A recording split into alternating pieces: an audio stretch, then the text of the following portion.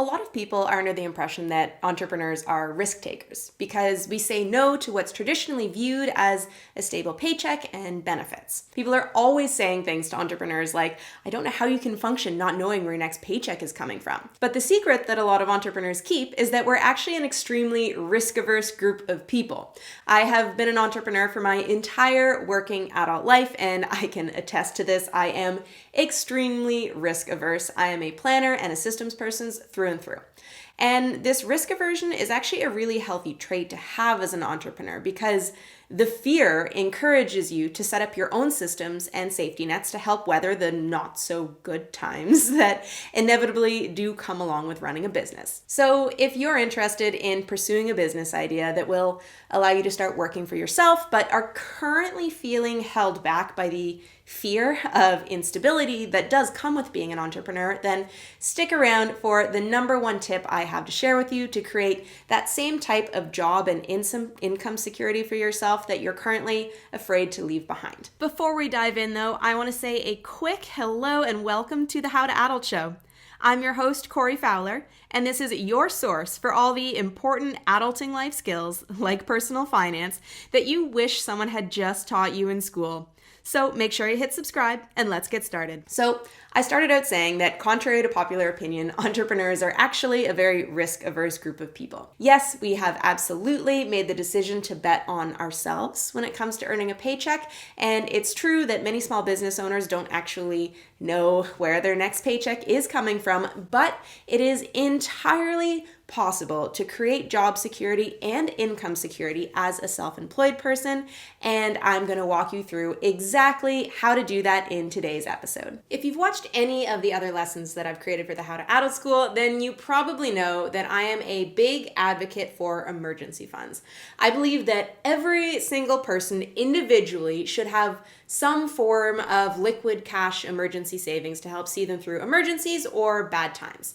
And today we're going to pull from this idea to learn how to create job security as an entrepreneur. One of the biggest fears about working for yourself is not knowing where your next paycheck will be coming from.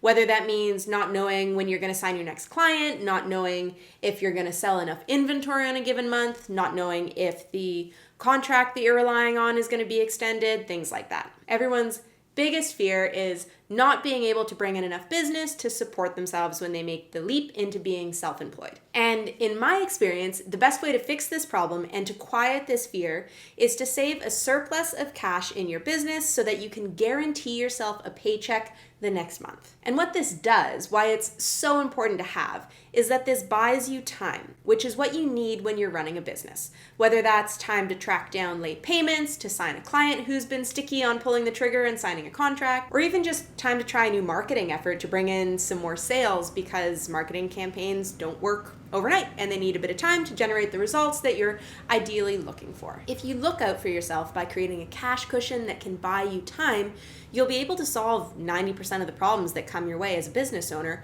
without the fear of having to fold and close your doors the moment a payment doesn't come through or business slows down. So you want to create a safety net for yourself in the form of a cash cushion.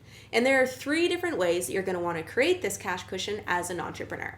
First, you need to have a bit extra in your daily account to see you through the next paycheck cycle. Second, you want a traditional emergency fund in a high-interest savings account.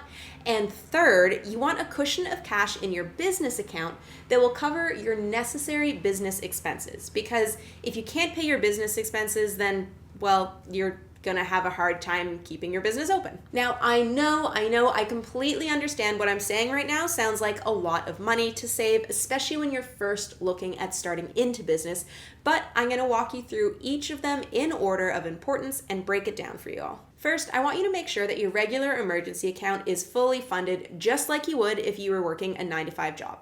If you've watched my other content, you'll know that for most emergency funds, I recommend keeping 3 to 6 months of necessary living expenses in a separate high-interest savings account. If you haven't checked out any of those episodes yet, I recommend revisiting episode 6, which is all about how to start an emergency fund, and episode 28, which is how much you should have saved in your emergency fund. And I've linked both of those episodes in the description of this episode for you. If you're planning on being self-employed though, you may want to consider having more more in your emergency fund depending on your industry and business model. If you're running a business that has a really steady year-round source of income, then you might decide that the regular 3 to 6 months of expenses will be enough for you. Whereas if you run a business that's very seasonal or has other big, huge fluctuations in sales, then you might want to consider having a larger emergency account to buy yourself more time, like we talked about. For example, my first main business was operating a wedding photography business, and this was a highly seasonal business with most weddings happening here between May and October. For my business, weddings usually booked 1 to 2 years in advance. So in the event that I had a season that didn't fill up the way that I wanted it to, then it would be challenging for me to pivot and change my marketing efforts to fill up that season last minute. What I'm getting at is I knew that if I had to make any changes in the business, I needed about a year to see results from those changes. I was also very aware of what would happen if I couldn't work a season. I was always worried about the possibility of injuring myself in June and then losing the next 2 to 3 months of work, which would account for the majority of my income for the year. So again, that's something that would take me at least a year to recover from financially. So looking at all of this, I decided that my goal for my risk-averse soul to sleep soundly at night would be to have 12 months of necessary living expenses saved in an emergency account. It took a few years to reach that goal, but once I did, I knew that I was properly protected and could continue to pay for my life for a year in case anything happened in my business. Doing this allowed me to create job and income security for myself despite running a business in a highly seasonal industry. So what I'm getting at is look at the field that you want to run your business in, look at the reasonable fluctuations in sales and income that you can expect, and then logically make a decision about how much you should have saved in your emergency fund. Also, as always, make sure that you have that emergency fund saved in a separate account so you're not tempted to dig into it when it's not necessary. I recommend keeping it in a high interest savings account. My favorite one for Canadians is linked in the description below this episode. On to number 2, which is the daily account cash cushion. If you're an entrepreneur, then suddenly you can't live the life of saying, I have $13 left from my last paycheck, but it'll be okay because I'm going to get paid again on Friday and I can definitely make it until Friday, so I'm going to go get a slice of pizza. Suddenly, that next paycheck isn't a guarantee anymore, so you need to get into the habit of keeping a bigger cushion of cash in your daily spending account. This is sort of similar to an emergency fund, but it is different because your emergency fund is really only supposed to be touched in case something goes really wrong. Whereas your daily account cash cushion doesn't have to be nearly as large as your emergency fund.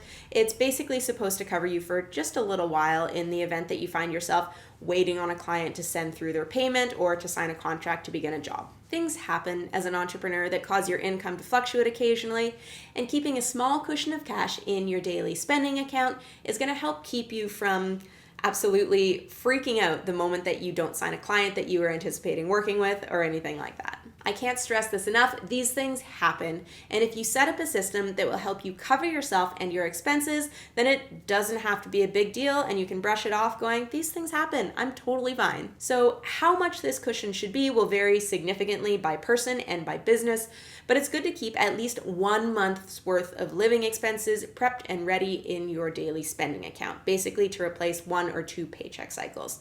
And remember, this is different from your emergency fund. This is just to see you through the little blips and delays that you'll encounter all the time when you're running your own business, while your emergency fund is there to see you through the real catastrophes like injury or illness when you're self-employed. Third and finally, we're going to talk about the business emergency fund.